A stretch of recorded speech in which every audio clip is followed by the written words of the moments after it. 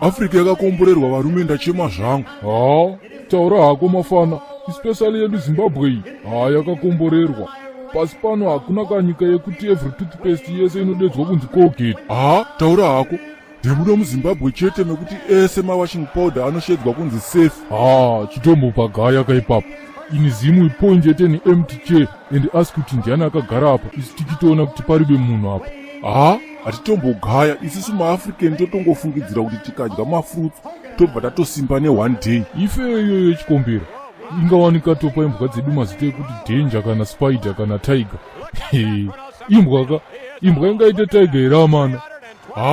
Takazonyanya mazimba. Tinoshandisa bhare sipo kusvika raonda kunge sim card.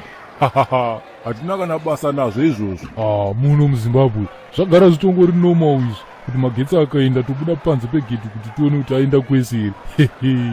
Muvakidzani wako muzimu akatenga mota tototi haisi yake, kana kutoti dai akatanga apendesa imba yake, kana kutoti chimota chacho hachisi chilatest. Izvozvo zvega here chikombera. Takatenga chinhu tojamba mainstruction, asi following day racho tinenge tichiswera tichitenderera maraini tichibvunza maneighbor kuti toshandiswa sei chinhu. Tinoloka motaka tapedza tonyatsoicheka more than 3 times kuti tinyatsoona kuti yaloka here. Tiri vaPanic chapter 6 verse 1. Izvo zvega here chikombera. Ingaoni todhrowa mari paATM toiverenga katatu tisati tabva paATM.